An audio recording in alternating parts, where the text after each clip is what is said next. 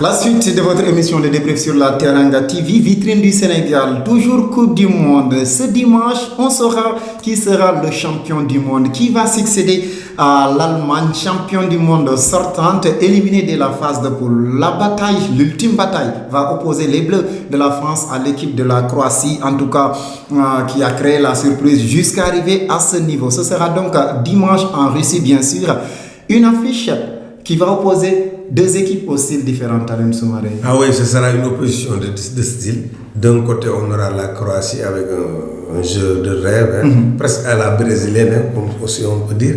Et de l'autre côté, une équipe de France ultra tactique et ultra déterminée aussi, ultra concentrée. Donc voilà, donc il va falloir que les Croates prennent le match dans le bon bout, soient patients, parce que la France use ses adversaires qui vont buter régulièrement sur cette défense-là.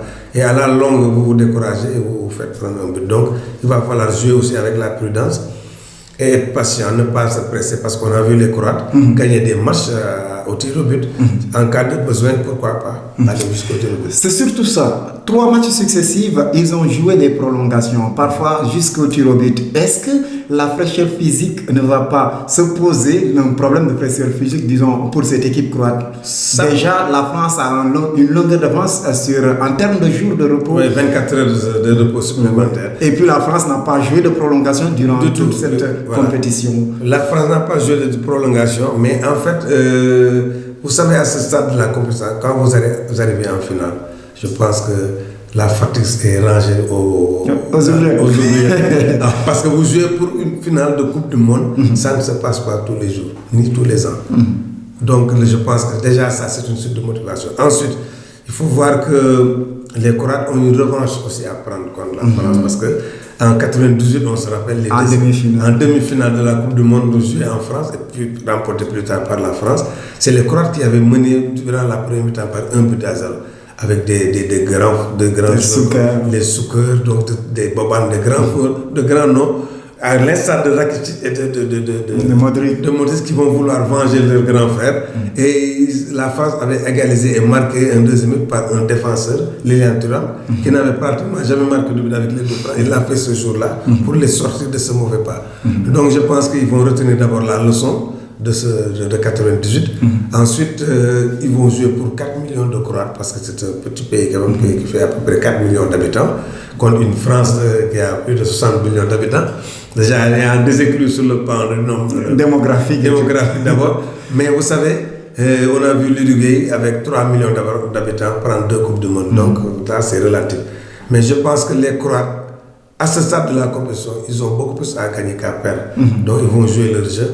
Tout ce qu'ils peuvent faire, c'est d'être patients, de ne pas se précipiter, parce qu'ils ont démontré durant cette Coupe du Monde-là qu'ils peuvent aller jusqu'aux prolongations, même jusqu'au tir au but. La France ne l'a jamais fait. Donc, en cas de difficulté, je serai à la place de l'entraîneur. Je leur demande de ne pas se précipiter, de jouer leur football. En cas de non, s'ils ne peuvent pas marquer un but rapidement, aussi jouer dans la patience, ne pas se précipiter. C'est surtout ça. Alors, vous l'avez dit, la Croatie, un petit pays, 4 millions d'habitants, mais un grand rêve. Oui, un grand rêve. Parce que rêver d'être champion du monde aussi. Ah oui, ça c'est le rêve de tout footballeur. Et quand vous arrivez à ce stade de la compétition, le rêve est encore beaucoup plus permis. Donc ça peut être réalité. Il suffit de se réveiller et que ça soit une réalité. Donc ils sont près de la réalité. Et je pense qu'ils vont tout faire pour y arriver. Pour la France, quelles sont les clés de succès? La France, les clés de succès, de faire reproduire le même football qu'ils ont l'habitude de faire. Parce que s'ils changent de style, ils peuvent se faire surprendre. Parce que comme on l'a dit, la défense n'a pas monté souvent des garanties, notamment Umtiti qui a même marqué, mais il a montré des signes de fébrilité. Au milieu de terrain, en dehors de N'Golo Kanté, qui est vraiment à son niveau, Pogba il est absent souvent sur ces matchs, sur certaines séquences de jeu. Ensuite, Matuidi blessé aussi. Matuidi complètement blessé et lessivé aussi. Donc je pense que c'est à Pogba de relever son niveau de jeu, et pour permettre à la France quand même de survivre, parce qu'ils seront certainement privés de ballon. Alors, vous l'avez dit, ce sera donc une génération amenée par le capitaine Luka Modric et autres, Rakitic, Mandzukic notamment, que de grands noms, même le gardien de but Subasic, qui connaît les Français parce qu'il évolue en Ligue 1 française. Déjà, est-ce que ce n'est pas un atout pour cette équipe aussi croate que l'on, disons, colle cette étiquette de outsider? Effectivement, c'est une occasion parce que Subasic, vous l'avez dit, il a vu grandir Mbappé. Il a démarré avec lui à Monaco. Donc il connaît ces trucs et les astuces pour conseiller ses défenseurs. Ensuite, quand vous côtoyez pendant des années en championnat, vous connaissez les qualités et les défauts de vos adversaires que vous pouvez exploiter en donnant des tuyaux à leur vis-à-vis direct. Donc je pense que c'est une bonne chose. Ensuite, comme on l'a dit, il ne faut pas oublier que Rakitic et Modric, ils ont tout gagné sur le plan européen. Donc il ne reste que la Coupe du Monde. Rakitic l'a fait avec Barça, Modric l'a fait ces dernières 3 saisons avec le Real de Madrid. Donc c'est des joueurs qui sont capables de jouer sous n'importe quelle pression parce qu'ils l'ont démontré. Et je pense que ça, c'est une force supplémentaire pour les Croates que les Français certainement n'ont pas, à part Griezmann qui joue avec l'Atlético de Madrid sur certains matchs et Varane certainement. Mais les autres, voilà. Donc il y a de la place pour créer la surprise, pour continuer à créer la surprise parce que je pense que depuis le début, on ne leur donnait pas. On ne donnait pas en tout cas favori. Et là, jusqu'à présent, ils sont en train de démontrer le contraire jusqu'à la finale. Je pense qu'ils vont vouloir continuer sur cette lancée. Il y a 2 ans, à domicile, la France était venue avec le même statut, les mêmes attentes, les mêmes espoirs d'être championne d'Europe face à une équipe du Portugal aussi que l'on pensait être surprenant jusqu'à arriver en finale. À la surprise générale, ils ont perdu. Est-ce que si la France se voit trop belle devant cette équipe de la Croate, le destin ne va pas s'acharner?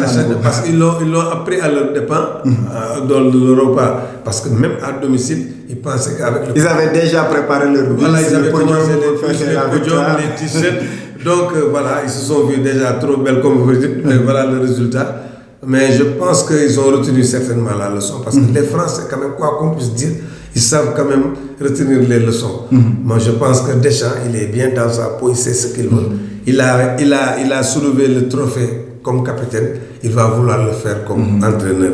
Donc il va se donner tous les moyens pour.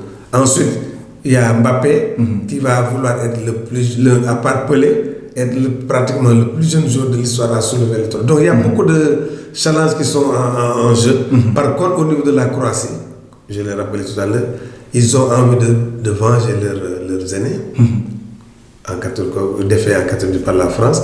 Ensuite, il y a des joueurs qui veulent vraiment rentrer dans l'histoire parce que Mandzukic, Rakitic, Modric, ils ont tout raflé un peu partout en Europe. Il ne reste que ce trophée majeur-là. Donc vraiment, d'un côté comme de l'autre, les enjeux sont de taille et que la bataille sera rude, âprement jusqu'au tir au but s'il le faut. Deschamps, vous l'avez évoqué tout à l'heure, est-ce que c'est lui qui porte bonheur à cette équipe de la France? Parce qu'il a aussi l'occasion d'entrer dans ce cercle restreint des capitaines qui ont remporté le trophée en tant que joueur et puis en tant que coach après. Ah oui, parce que je pense que ça ne court pas les rues, à part France.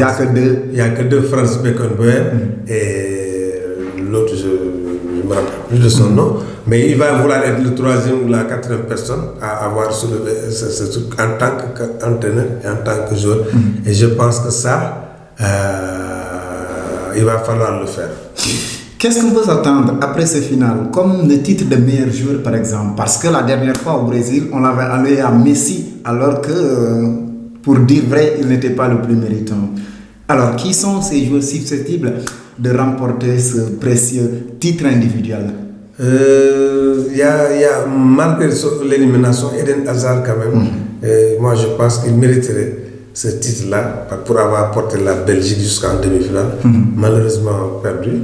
Et je pense que lui, il peut le faire. Il y a même Modric qui est en train vraiment de montrer la voie à ses partenaires. Je pense que c'est faisable. Bon, du côté français, Mbappé n'a pas su être constant. Il a fait des bribes de match. Ensuite, il a c'est surtout contre l'Argentine. Voilà, l'Argentine, où cette équipe argentine a été très faible sur le plan défensif. Et surtout, il a utiliser sa vitesse par rapport à des joueurs qui sont trentenaires, qui ont leurs jambes de 20 ans. Alors, finalement, pour revenir sur les statistiques, avant cette finale, il y a déjà 62 matchs joués, il reste 2 parce qu'il y en aura au total 64.